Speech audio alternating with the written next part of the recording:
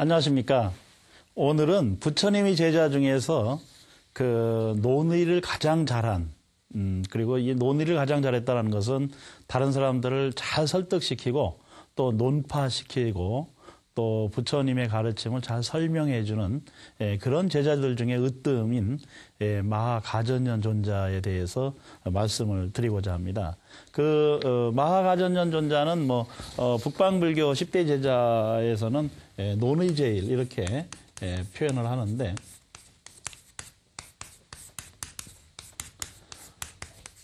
이 가전년이라는 그 법명은 까짜야나, 마하까짜야나라고도 표현합니다. 까짜. 예.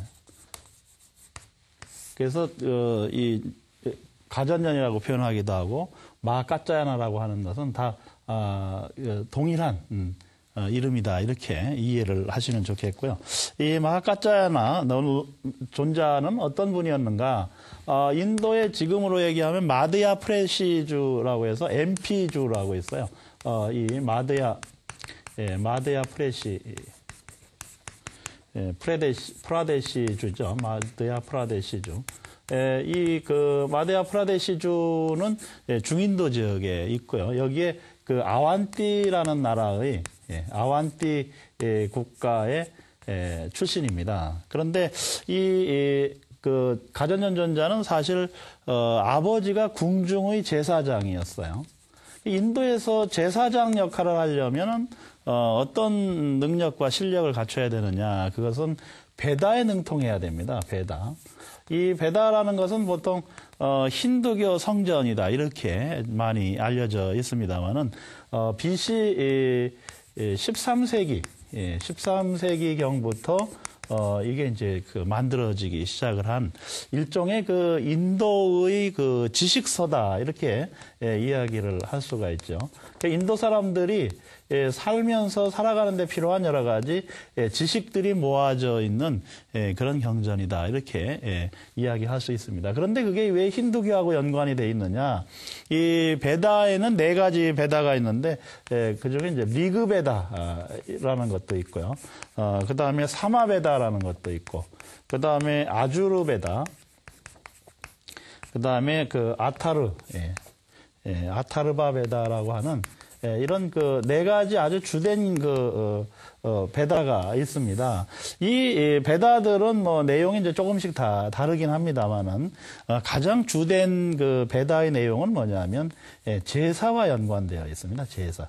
인도 사람들은 사실 지금도 그렇습니다만은 그 인도 사람들이 모시는 신이 몇 가지인지 잘 모른다고 그래요. 수만 가지 신을 모시고 또 거기에는 아주 절대신도 있고요. 다양한 신들을 모시는데 그게 제사의식이 굉장히 그 발달해 있습니다. 그런 제사와 연관되어 있고 또 그 제사의 주문 같은 것도 설명을 하고 있고요.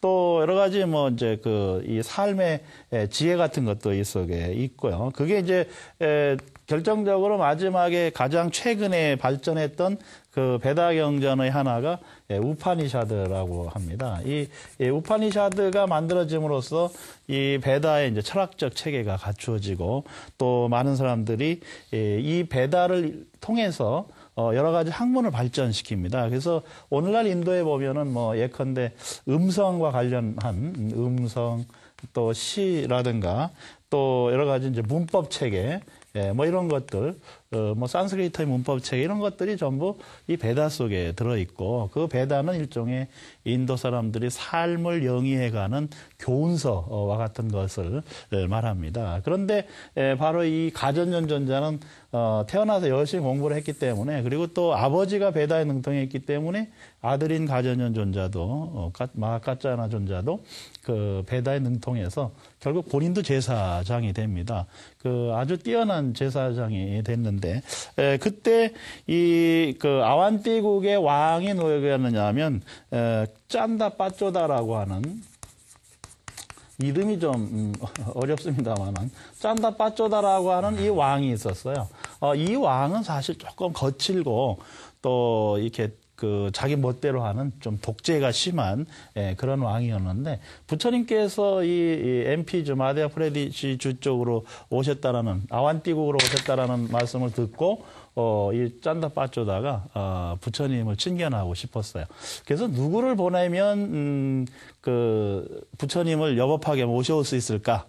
모셔오는데 성공할 수 있을까 생각하다가 바로 제사장인 이 마하까짜나 가전년 존자를 보내게 됩니다. 그래서 그 가전년 존자가 부처님을 이제 찾아뵙게 되고 부처님을 친견해서 부처님을 모시고 가려고 사실 사신으로 왔는데 본인이 부처님의 설법을 듣고는 바로 부처님께 귀의해 버렸어요. 그러니까 부처님이 제자가 된 거죠.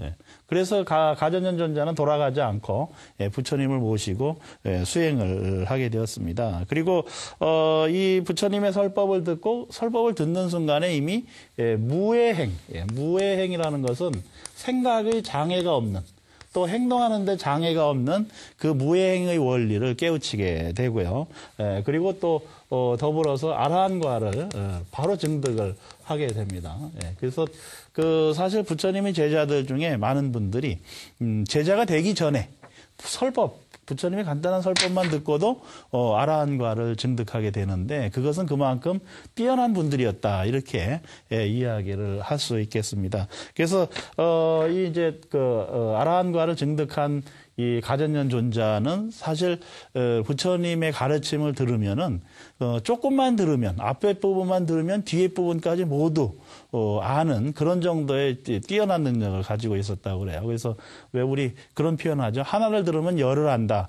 바로 그런 분이 이 마하가전년 존자다 이렇게 말씀드릴 수 있는데요.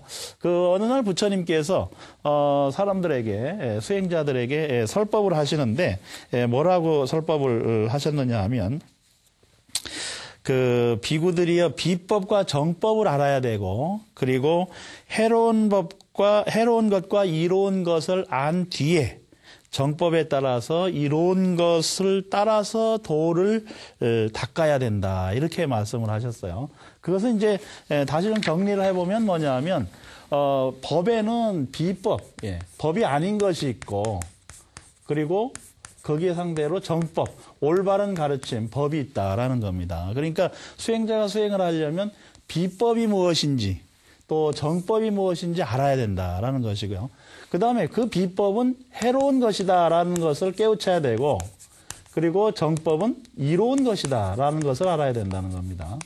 그러니까 이게 그 수행하는 사람들이 또는 종교인들이 이게 법인지 법이 아닌지도 모르고 또 이게 이렇게 행하거나 믿거나 하면은 자기한테 또는 다른 사람들에게 해로운 것인지 이로운 것인지 알지 못하면서 믿는다는 것은 어리석은 일이라는 거예요. 그러니까 비법과 정법을 알고 해로운 것과 이로운 것을 알고 그 다음에 거기에 따라서 또 이것에 따라서 이것을 알고 도를 닦아야만 된다라고 부처님께서 아주 간략하게 설법을 하셨어요. 그러니까 이 설법을 들은 수행자들이 궁금했습니다. 도대체 뭐가 법이 아니고 또 뭐가 올바른 법이냐 또 뭐가 해로운 것이고 뭐가 이로운 것이냐 이게 이제 쉽게 이해가 되지 않은 분들이 많았어요. 그래서 이 제자들이 부처님 제자들이 부처님께 다시 또 여쭙기는 송구하고 그렇다고 궁금한 것을 모르고 넘어가자니 그렇고 그래서 누구에게 물을까 법을 물을까 생각하다가 바로 가전년 존자에게 이 이치를 다시 묻게 됩니다. 그래서 가전년 존자에게 가서 어떤 것이 법이 아니고 어떤 것이 올바른 법입니까? 또 어떤 것을 조건으로 해로운 것이 일어나고 어떤 것을 조건으로 이로운 것이 일어나고 또 어떻게 닦아야만 이 정법을 닦아서 올바로 도를 닦게 되는 것입니까? 이것을 묻게 됩니다. 그러니까 그 이야기를 질문을 들은 이 가전년 존자가 이렇게 이야기를 설법을 부연해서 설법을 해주셨어요. 올바르지 않은 법이 아닌 것은 어떤 것이냐? 그것은 악업을 일으키는 것이 올바르지 않은 것이다.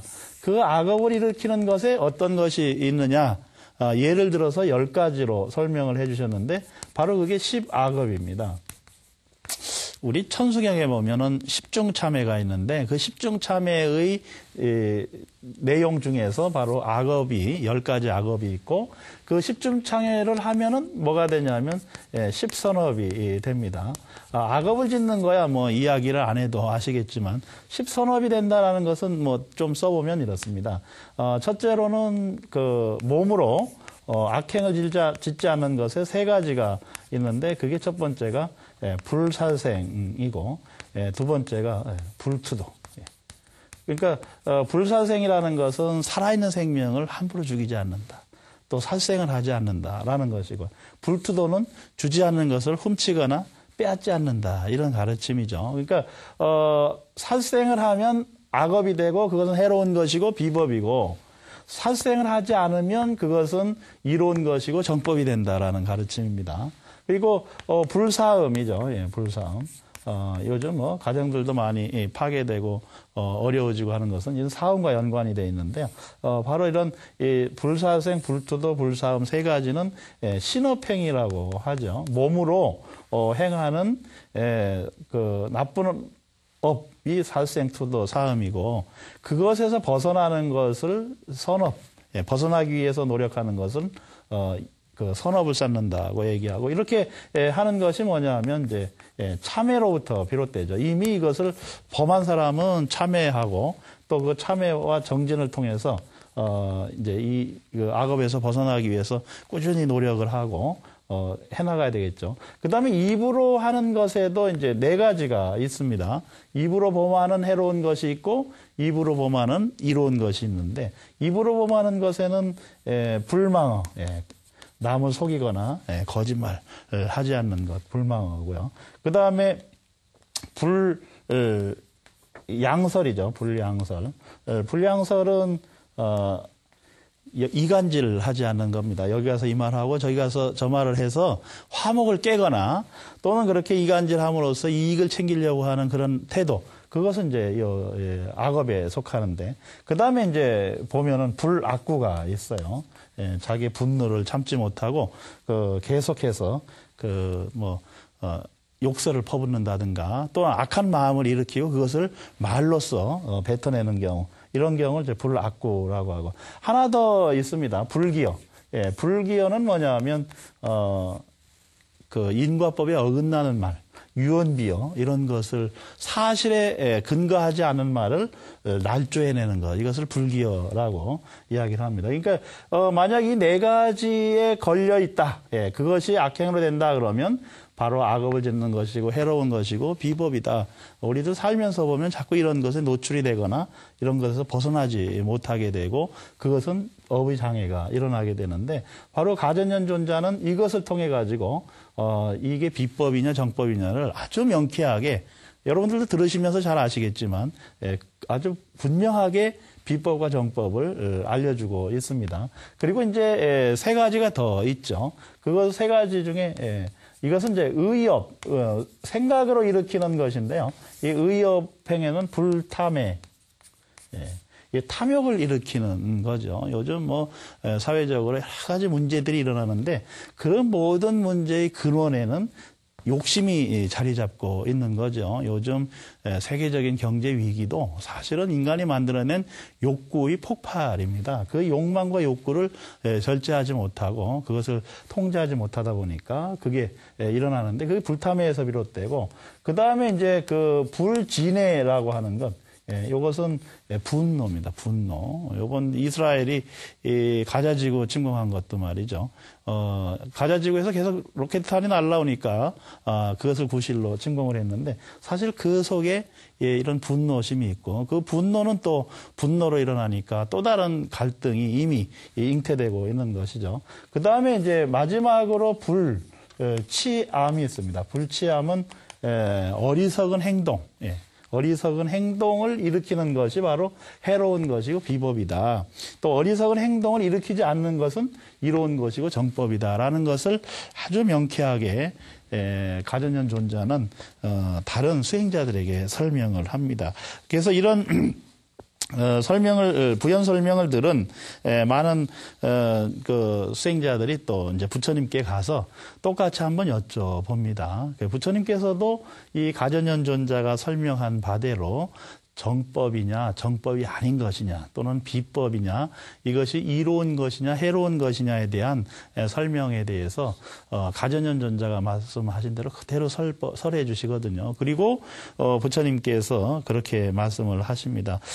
나의 제자들 중에서 내가 간략하게 설한 것에 대해서 그렇게 상세하고 정확하고 올바르게 설명해 주는 제자는 가전연존자가 으뜸이다. 이렇게 그 부처님께서 칭찬을 하셨습니다. 그래서 그때부터 이 가전연존자는 사실 부처님의 그 제자 중에서 논의가 가장 뛰어나고 또 다른 종교인들과 이렇게 논쟁이 붙어도 결코 지지 않고 매우 논리적으로 부처님의 가르침을 설명함으로써 상대방을 굴복시키거나 설득시키는 그런 이제 역할을 하였습니다. 부처님의 제자 중에서 보면은 그 설법이 뛰어난 그런 제자들도 있는데 그런 제자들 중에서 특히 이 가전연존자를 논의제일이라고 불린 것은 뭐냐면 부처님의 가르침을 잘 논증해냈다 이런 말도 되고요. 그리고 또 잘 논리적으로 설명을 하는 그런 능력을 갖췄다 이런 얘기도 됩니다. 오늘날 이 불교와 관련된 논문을 쓰는데 그런 논리적 체계를 가지고 모든 사람들이 공감하고 또 설득될 수 있고 이해될 수 있도록 그런 논문을 잘 쓰는 학자들이 있다면 가전연존자와 같은 부류다 이렇게 설명을 할 수 있겠습니다. 부처님께서는 그래서 이 올바른 법과 그릇된 법을 분별하는 그런 논리 체계를 설명하는데 가전연존자가 매우 으뜸이었고 그리고 또 그러한 그 비법과 정법을 매우 상세하고 쉽게 이해될 수 있도록 다른 수행자들에게 설명하는데 가전연존자가 으뜸이다. 이렇게 또 말씀을 하셨고요. 또 하나가 있습니다. 이 부처님의 가르침을 통해서 보면 악행을 조건으로 해서 그릇된 법이 생겨난다는 겁니다. 악행을 조건으로 해서 그릇된 법이 생겨나고 선행을 조건으로 해서 이로운 것들이 생겨난다고 말씀을 하셨어요. 그러니까 악행이 조건이 되면 결국 해로운 자기에게 해롭거나 또는 사회에 해롭거나 또는 공동체에 해로운 여러 가지 것들이 생겨나면서 그것이 이제 아까 말씀드린 이 별업과 또 공업을 만들어내는 중요한 요소가 되고요. 그리고 또 선업을 쌓아서 선행을 조건으로 하면 올바른 일을 하고 또 올바르게 행동하고 올바르게 말하고 올바르게 행동을 한다면 그것을 조건으로 해서 또 좋은 일들이 생겨나고 선업을 쌓고 또 그 사회도 긍정적이고 밝은 방향으로 변화한다라는 것이 바로 부처님의 가르침의 원리고요. 그런 가르침의 원리를 잘 설명하는 분이 바로 가전연존자였다. 이렇게 이야기를 합니다. 부처님께서는 가짜나 존자, 가전연존자는 현자이면서 그리고 큰 통찰지를 갖춘 수행자였다. 이렇게 칭찬을 해주셨어요. 가전연존자는 여기저기 다니면서 많은 사람들을 교화시켰는데 그중에서도 지식인 그룹, 논리적으로 설파를 통해서 지식인 그룹을 교화하고 또 왕이나 이렇게 아주 난폭한 정치인들, 권력가들을 또 잘 설득해서 부처님의 제자가 되는데 크게 기여를 한 분이기도 합니다. 이 가전연존자의 그 가르침을 수행과 또 가전연존자가 부처님의 가르침을 설하는 그런 과정을 살펴보면 우리 불자들이 앞으로 어떻게 신행생활을 해야 되고 어떻게 불교를 공부해야 되는지 아주 매우 쉽고 또 실천적으로 이해될 수 있다고 생각을 합니다. 오늘 이 가르침에 부처님의 가르침을 들은 많은 불자님들이 함께 사찰에 나아가서 부처님의 참된 가르침을 통해서 거듭 새롭게 태어나고 그리고 이웃과 또 많은 사람들의 어려운 고통받는 많은 사람들을 위해서 선행을 베푸는 그런 계기가 되기를 간절히 부탁드립니다. 오늘은 부처님의 제자 중에서 논의가 논리적 설명으로 많은 사람들을 설복시키는데 뛰어난 능력을 발휘한 가전연존자 이야기를 말씀드렸습니다. 가전연존자 이야기는 한 번 더 말씀을 드려야 될 것 같습니다. 오늘은 여기서 마치겠습니다. 여러분 고맙습니다.